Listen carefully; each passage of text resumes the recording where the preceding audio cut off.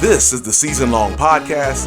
Welcome. Glad to have you with us. And this is the Season Long Podcast in support of the YouTube channel Season Long Baller. Now, if you're not familiar with the channel, here's what we do. We play the entire 82-game season through NBA 2K23 Player Build 6'5" point guard Jaymont Summerz, number 4, out of the College of William and Mary. We didn't want to make him out of some powerhouse. What's the fun in that? I mean, everybody can come out of Kentucky, right? So he's a 78 overall, making him even with some of the best players in the NBA 2022, the real NBA 2022 NBA draft, with Banchero, who was a 78, Jabari Smith, Chet Holmgren. None of them are over a 78. Banchero is definitely a 78. I believe Holmgren and Smith are 77s. So in our player build, and that video is in the description below, Jaymont Summerz is a 78. So as the season's been going along, we have been following the actual Washington Wizards schedule, which is where we put our point guard player build. We looked around the league, looking at some of the point guards that were in the league where he's not going to take the place of Chris Paul. He's not going to take the place of Drew Holiday in Milwaukee. So we settled on the Washington Wizards, and he starts over Monte Morris, who is, by the way, a 79 overall. So last week, taking a look at what happened with the Wizards, 3 games, one of a lighter week, 3 games with the back-to-back Miami games against the Heat. Again, both games in Miami after playing the Heat once last week. And we split those games, 1-1, a 93-75 loss on the 23rd, and then a complete demolition of the Heat on the 25th, 100-68. You see, we took a tough loss to the Celtics, 85-84. We'll talk about that game in just a moment. But first, taking a look at some of the facts from that 100-68 blowout loss for the Heat. Jaymont Summerz, as you see, Jimmy Butler had a rough game. 3 out of 10, just 1 out of 4 from three-point land. He only finished with 7 points. That's part of what explains why this game was such a tough one for the Heat. Matt Strus, 0 for 4. Got the goose egg. 0 for 4 from the field, 0 for 2 from deep. Again, illustrating why, as you can see here, that the Wizards had the 32-point victory. Bam Adebayo, major here. He finished with only 2 points, 0 for 5 from the field. Hit 2 free throws to get those 2 points, but more significantly, he was injured late in the first half, did not play the entire second half, and that almost opened the floodgates for the Wizards.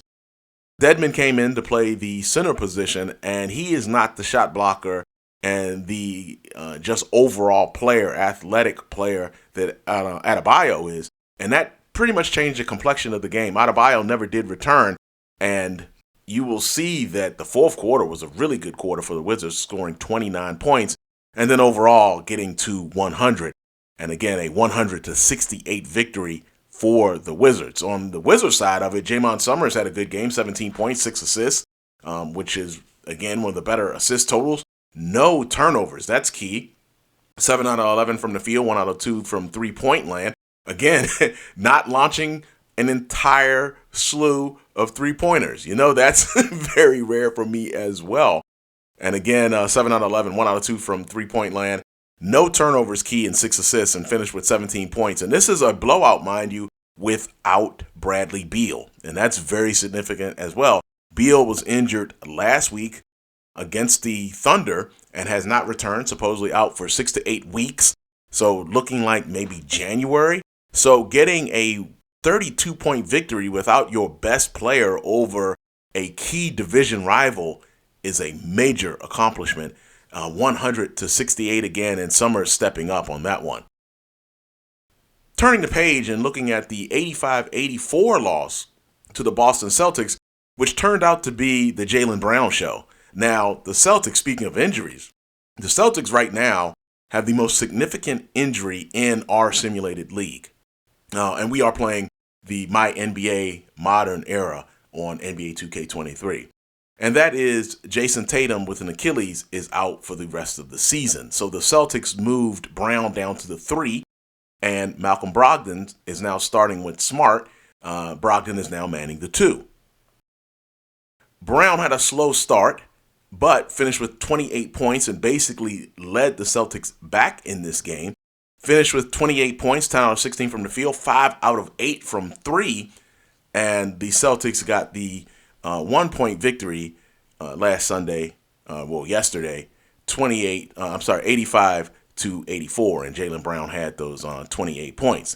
Now, Jaymont Summerz had a good game as well, 23 points, a career high 7 assists, a steal, just 1 turnover. Much like Brown, 5 out of 8 from three-point land and 9 out of 15 from the field. But it wasn't quite enough as Brown really took over the game late in the second half, in that fourth quarter.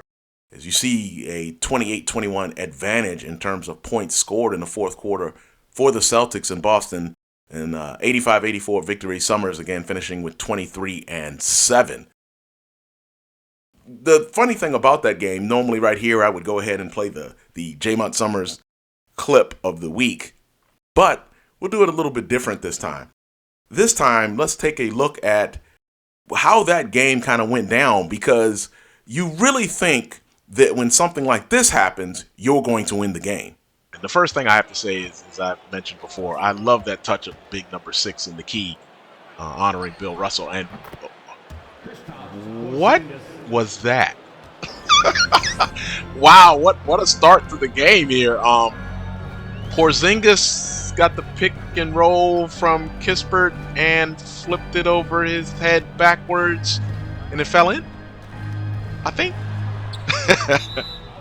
Then when something like this happens, we may have a problem with Kispert having to guard Brown. Oh, he missed. Right when I was saying we would have a problem, he goes to the hole and Brown misses the dunk. Jaylen Brown missing a thunderous dunk has to make you feel like this is your day. But as I mentioned, Jaylen Brown took over pretty much late in the fourth quarter, and it came down to a final possession. Guess who has the ball in his hands? And let's see how that possession played out. All right, so I would prefer to post Porzingis up here. Let's see. Can I get...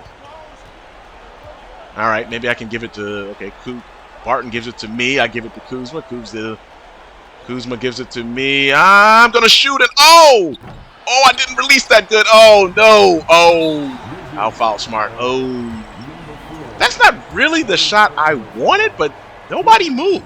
So after taking the foul on Smart, and Smart connects on both free throws, that makes it 85-81, just a 4-point lead at this point. And this last three-pointer is really just academic. Of course, I would hit this right at the buzzer and make the final score look a little bit closer at 85-84, but a tough loss for the Wizards in Boston. Taking a look at the week ahead, we'll start later today against the Minnesota Timberwolves. 2 days later, we take on the Brooklyn Nets in Brooklyn.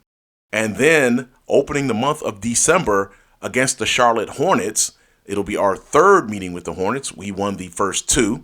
And then we close the week out at home against the Los Angeles Lakers. Hope to have you with us for all of those games. That'll do it for the Season Long Podcast. It is in support of the Season Long Baller channel. We also have SeasonLongBaller.com. I hope for you to check that out. Appreciate your time. I hope you have a wonderful rest of your Monday and a wonderful rest of your week. And join us as we take on the Minnesota Timberwolves just a little bit later on today. That's going to do it for yours truly, Season Long Baller. Peace.